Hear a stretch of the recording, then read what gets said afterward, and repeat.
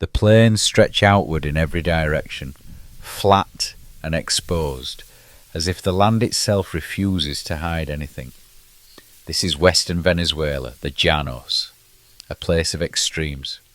When the rains arrive, the earth darkens and softens, grass rising quickly, insects humming, frogs calling from flooded ditches. When the rains leave, the green drains away just as fast. The ground hardens, dust lifts with every step, heat settles and stays. Life here learns to bend or break. Sabaneta sits low against this vastness, a small town pressed into the land rather than built upon it. One-story houses line dirt streets, tin roofs shimmer under the sun and drum loudly when rain finally comes. The air carries the smell of cattle, damp soil, smoke from cooking fires, and oil heating in pans. Dogs sleep wherever shade appears. Radios murmur from open windows. Voices and music distorted by distance and cheap speakers. This is not a place that expects much from the future. Hugo Chávez is born into this landscape in 1954, not as a beginning, but as a continuation. The town already knows poverty. It already knows endurance. He enters a world that moves slowly and repeats itself, where tomorrow often looks exactly like today. He does not grow up in his parents' home. Instead, he is raised by his grandparents, in a modest house that feels permanently warm, thick with everyday smells. Coffee brewing at dawn, sweat after long days, soap, cooked corn, wood smoke clinging to clothes. The house is small, but it is never empty. Stories live here. Voices linger in the air long after they are spoken. Outside, the plains remain open and unforgiving. There are no mountains to close the horizon, no forest to soften the light. The sky feels enormous, pressing down as much as it stretches outward. A child raised here becomes aware early on of how small one person can feel, and how large their dreams must be to escape that feeling. Days begin early. The sun climbs fast. By mid-morning, heat settles into the body and refuses to leave. Chavez learns to move with it, not against it. He watches adults work endlessly for little return. He notices how effort does not always lead to reward. The lesson is quiet but constant. Baseball cuts through this stillness. In empty fields and dusty clearings, boys play for hours. Bare feet pound the ground. A ball flies against the pale sky. The crack of bat against ball feels sharp, almost rebellious, breaking the monotony of the plains. For Chavez, baseball is not just a game. It is a vision, a uniform, a crowd, a way to be seen. He imagines himself as a pitcher, standing alone on the mound, the centre of attention for just a moment. In a place where most lives go unnoticed, the idea of being watched matters. Evenings bring relief from the heat and a shift in mood. Shadows stretch, the air cools slightly, people gather, and stories begin. Simón Bolívar is everywhere. His name is spoken with reverence, frustration, pride. He exists not as a distant historical figure, but as a presence, unfinished, unresolved. Chavez hears about independence, betrayal, empires broken, and promises abandoned. Bolívar is described not as someone who completed a revolution, but as someone who began one that was never fully realized. These stories sink in quietly. Chavez listens, he absorbs. He does not yet have the language for politics, but he understands injustice instinctively. He sees who has power and who does not. He notices how some voices are always heard while others are ignored. The patterns feel old, worn into the land itself. Folklore fills the gaps history leaves behind. Tales of ghosts, heroes, spirits of the plains, stories that blur truth and myth. In the llanos, reality is flexible, shaped by memory, belief, and repetition. Chavez grows up in a world where stories matter as much as facts, where the past is something you carry, not something you leave behind. School offers structure, but little escape. Resources are limited, expectations are modest. Education here is meant to maintain order, not disrupt it. Still, Chavez reads, he listens, he remembers. Ideas stick. The plains teach patience. They also teach resentment. Watching others struggle endlessly plants a quiet anger. Not sharp, not violent, but persistent. It grows slowly, like heat rising through the day. Why does the land give so little back? Why do the same families remain poor generation after generation? Why does independence feel incomplete? There are no clear answers yet, only questions. As Chavez moves toward adolescence, the boy begins to sense that his life may not remain rooted here. The land has shaped him, but it has also confined him. Baseball still calls to him, but so do the stories of soldiers, of revolutions, of men who rise from nothing and reshape nations. The plains do not offer opportunity easily, but they do something else. They make ambition feel necessary. By the time Chavez leaves childhood behind, Sabaneta has already given him its lessons. Endurance, inequality, myth, and the quiet understanding that history is not finished here. It is waiting. And so is he. The plains disappear gradually, not all at once, but mile by mile, as the bus pulls away from Sabaneta and the land begins to change. The horizon tightens, buildings rise, roads straighten. The open sky that once stretched endlessly above Hugo Chávez slowly gives way to walls, gates, and rules. He is still young when he enters the Venezuelan military academy, but the boy from the llanos already understands one thing. This place is not built for dreaming. It is built for order. The academy smells different from home, not of earth or cattle or cooking oil, but of polish and concrete. Boots scrape against floors. Metal doors close with finality. Commands echo, sharp and clipped, cutting through the air. Silence follows quickly. Here, silence is a skill to be learned. Days are no longer shaped by the sun, but by bells and schedules. Wake, line up, march, eat, train, repeat. The rhythm is relentless. After the wide freedom of the plains, the enclosure feels suffocating. The sky still exists, but it is framed now, seen through windows, over walls, between formations of bodies standing at attention. Chavez learns to wear the uniform. At first it feels foreign, the fabric is stiff, the rules are rigid, obedience is expected without explanation. But there is something else here too, something quietly appealing. Structure offers clarity. In a country where chaos and inequality feel permanent, the military promises certainty. Rank, order, progression. He begins to excel. Not because he loves authority, but because he understands systems. He watches how power moves through hierarchy, how voices are amplified or silenced depending on position. He learns when to speak and when not to. He learns how institutions protect themselves. And then, quietly, almost accidentally, he finds the books. Not manuals or regulations, but history, philosophy, politics, texts passed between cadets, discussed late at night in hushed voices. Bolívar returns. Not as myth this time, but as ink on a page. His letters, his speeches, his doubts. Chavez reads closely, lingering over passages that feel unresolved, unfinished. Bolívar no longer sounds like a hero carved in stone. He sounds frustrated, angry, betrayed by elites, worried that independence has delivered freedom only to a few.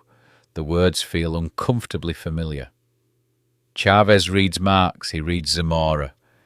He reads about revolutions that promise equality and stall halfway through. The boy from the plains begins to connect ideas. Poverty as a pattern, not an accident. Power as something designed, not natural. The academy teaches him how states defend themselves. The books teach him why people try to change them. This contradiction sits at the centre of his education. By day, he drills, marches, salutes. By night, he reads and talks and imagines. He starts to believe the military is not just an instrument of control, but a potential engine of transformation, if the right people command it. Outside the academy walls, Venezuela simmers. Oil wealth flows unevenly. Cities grow while rural areas stagnate.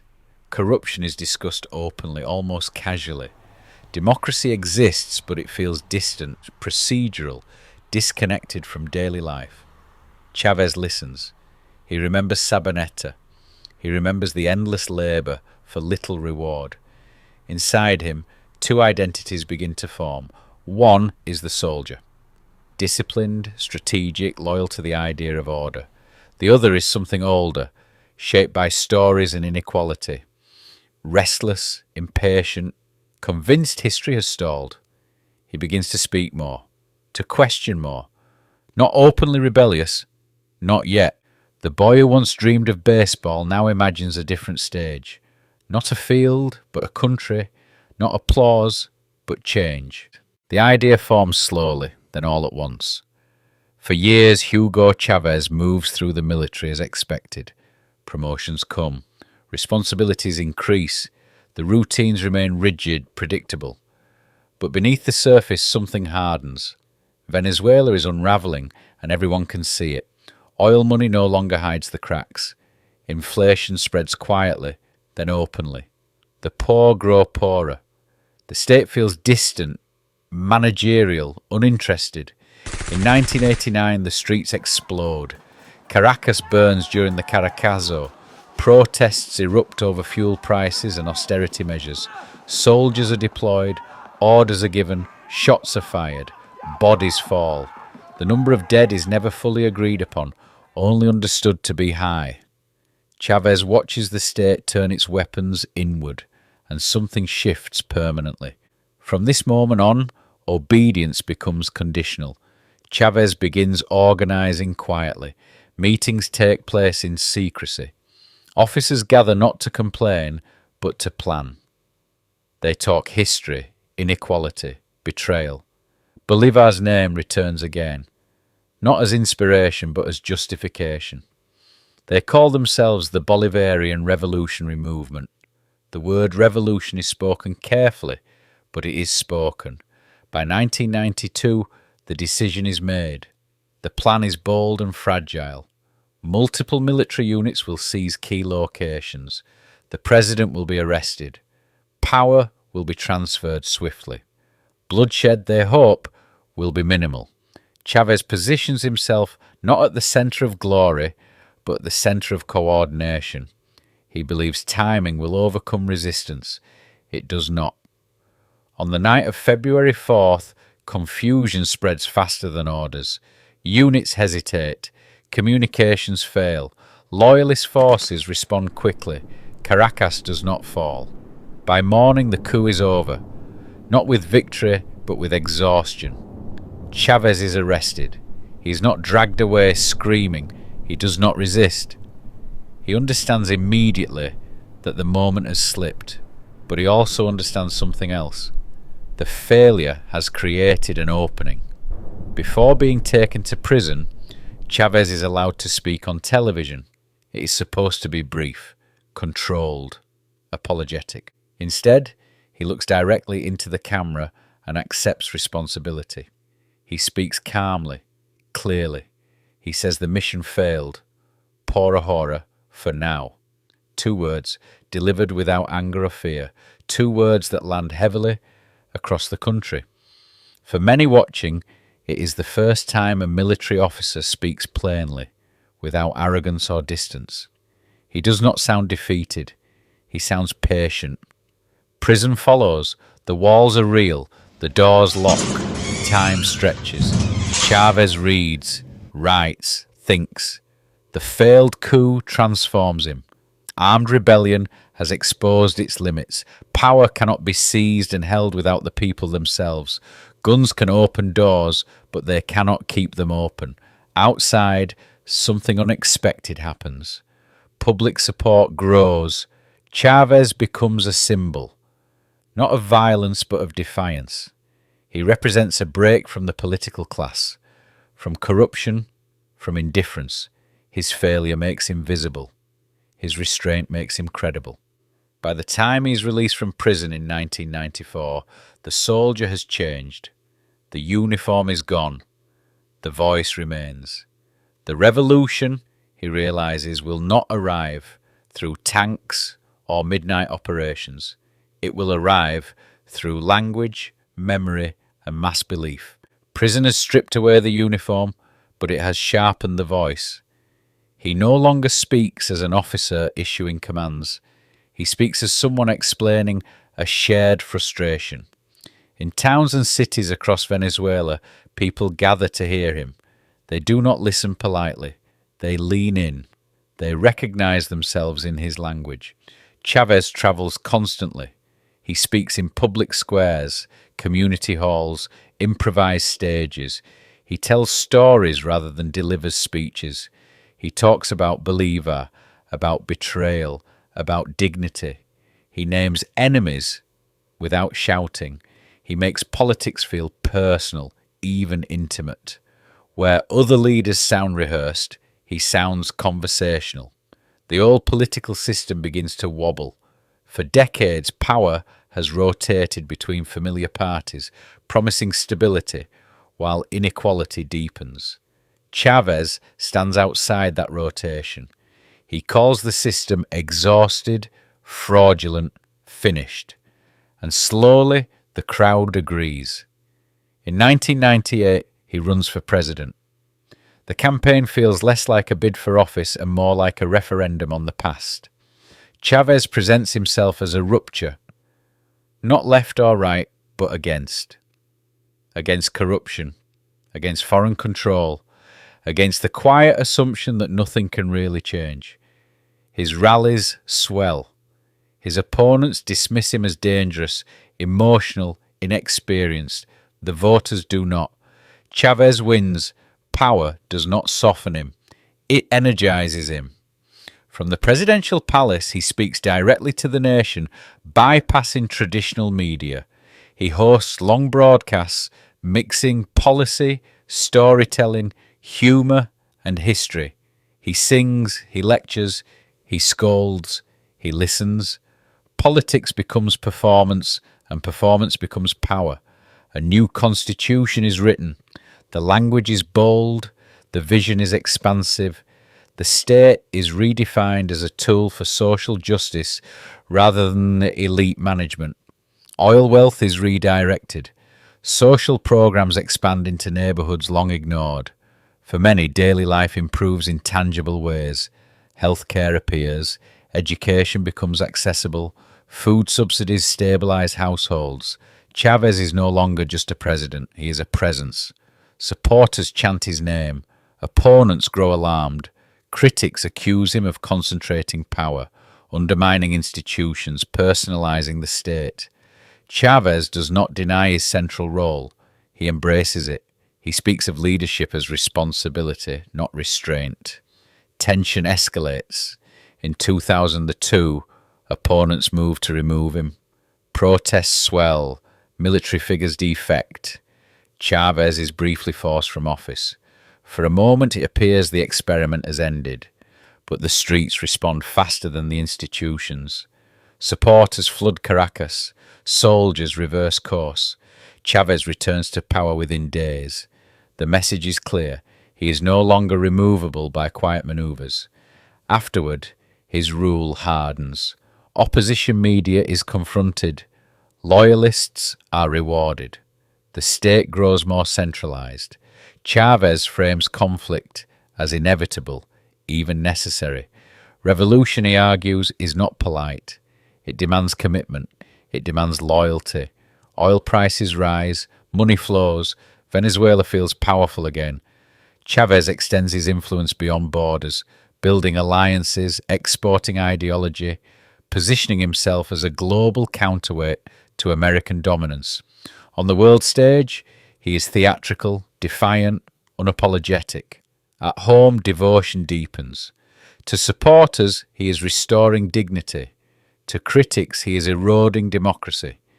Chavez sees no contradiction, Democracy, he insists, must serve the people, and he defines himself as their voice. The square remains full, the microphone remains on.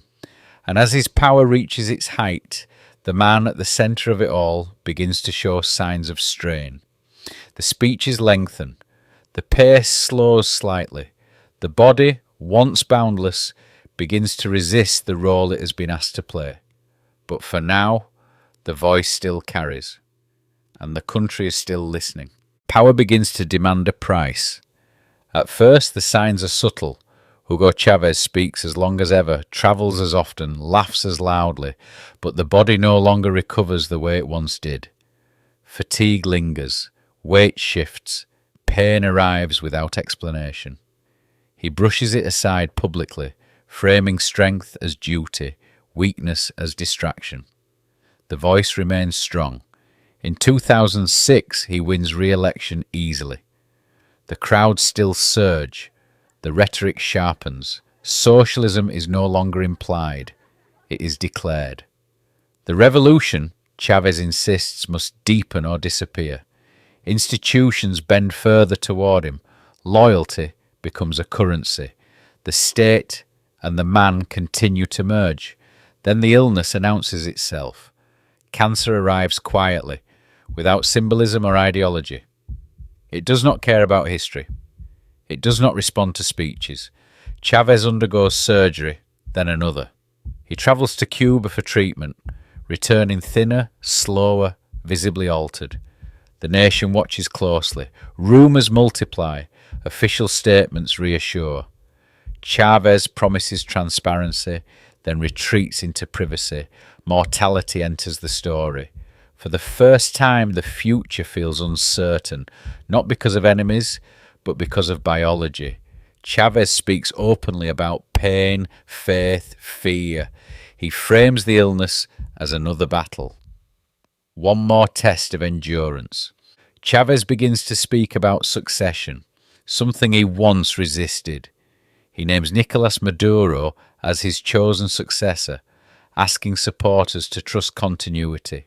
He appears frail during appearances, leaning, pausing, conserving energy. The voice still carries, but the body no longer keeps pace. Cancer advances. By late 2012, Chavez disappears from public view almost entirely. Official bulletins replace appearances, words replace images. The absence becomes its own presence. Venezuela holds its breath. On March the 5th, 2013, the silence ends. Hugo Chávez dies in Caracas at the age of 58. The announcement is brief. The reaction is not. Crowds flood the streets. Some mourn openly, collapsing into tears. Others watch quietly, uncertain what comes next. The body is displayed. Lines stretch for blocks. Soldiers stand at attention. Songs play. Speeches resume. Chavez becomes history. His supporters remember dignity restored, voices amplified, poverty confronted. His critics remember institutions weakened, power centralized, division deepened. Both are correct. His legacy refuses simplification. He does not leave behind resolution. He leaves behind a country reshaped in his image, passionate, polarized, unfinished. The boy who once listened to stories under an open sky becomes one himself. Debated, defended, contested. A man who rose from obscurity, seized history's attention, and held it until his body could no longer sustain the weight.